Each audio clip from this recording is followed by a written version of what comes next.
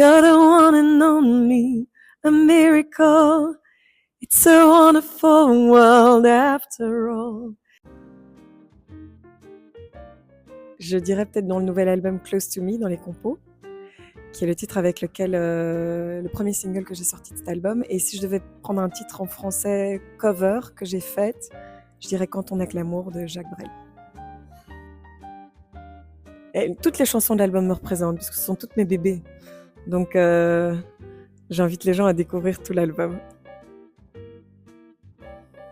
Il y a plein d'artistes qui ont marqué mon parcours, que ce soit Stevie Wonder qui a été dans mes premières influences.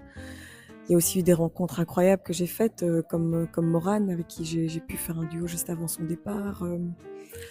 Ouais, il y a plein d'artistes. Moi, j'ai surtout été baignée dans le blues et le jazz, la soul aussi. Donc ça a été plutôt mes influences. Mais c'est difficile de s'arrêter à une seule influence. L'inspiration, elle peut se trouver partout. Ça peut être dans quelque chose qu'on vit, ça peut être dans une autre chanson, ça peut être un mot, une phrase. En tant qu'artiste, on a besoin de vivre des choses pour pouvoir nourrir l'inspiration. Et là, j'avoue que j'ai eu pas mal de matière à l'inspiration, puisque j'ai eu la chance de donner naissance à mon premier enfant il y a 2 ans et demi maintenant, qui a été un petit peu la source d'inspiration première de ce nouvel album, même si l'album parle pas uniquement de maternité, pas du tout. Il y a 2 chansons, je crois, sur tout l'album. Mais en fait, en tant qu'artiste, on passe notre vie à chercher de l'inspiration. Je crois que c'est un peu un mélange de tous ces styles. Et en même temps, sur cet album, j'avais envie de partir vers une production beaucoup plus riche, plus audacieuse, quelque chose de plus produit. Donc on garde quand même cette base pop-soul et cette base organique, parce que c'est la musique que j'aime écouter, mais j'ai été vers quelque chose de beaucoup plus produit. Je me suis aussi amusée à aller injecter des envolées lyriques, des gospels. Ouais, ça a été... Je me suis pas vraiment mis de limite, en fait, sur cet album. Avant d'entrer sur scène, ça reste du stress quand même. Du coup, j'ai besoin de me mettre dans ma bulle, d'être en mode hyper concentrée, parce que j'ai vite trop d'infos. Et donc, du stress, évidemment. Et j'ai beau faire ce métier depuis des années maintenant, on s'habitue pas. Que ce soit une petite salle ou une très grande salle ou une très très très grande salle, on s'habitue pas au stress. Je rêvais de faire un concert à Paris. Donc là, je vais checker une petite case sur ma checklist ce 28 avril à la Maison des Métallos. Je crois que le next step, c'est l'Olympia. Je dirais que tout l'album est très personnel. Chaque chanson aborde un thème intime d'un chapitre que j'ai vécu dans ces 2-3 ans à composer cet album. L'album, il s'appelle Dreama, donc c'est une contraction de dream et de drama en anglais, parce qu'il y a eu vraiment un mélange de up et down, de choses magnifiques, tout comme des choses beaucoup plus difficiles et compliquées qui peuvent aussi être liées à la naissance d'un enfant, avec tous les bouleversements que ça implique dans la vie d'une femme. Et voilà. Donc c'est difficile pour moi d'isoler une chanson. Je dirais peut-être Miracle, qui est la chanson que j'ai écrite quand j'étais enceinte pour mon fils et sur laquelle il vient poser sa voix sur l'album, qui est devenu mon plus beau featuring du coup. You're my little future, you're my little one.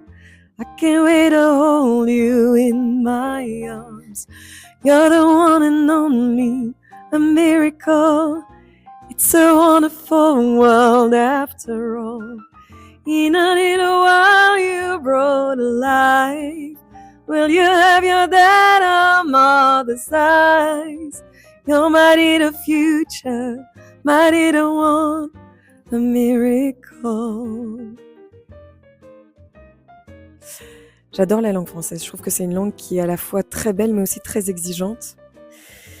Et donc, j'ai l'envie de pouvoir un jour écrire mes propres textes en français. Mais je travaille encore ma plume parce que j'ai été bercée par des artistes comme Brel, comme Cabrel, comme Goldman.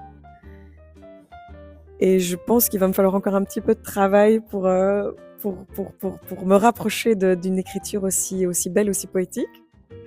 Et d'ici là, je continue à, de temps en temps, reprendre l'une ou l'autre chanson qui me parle.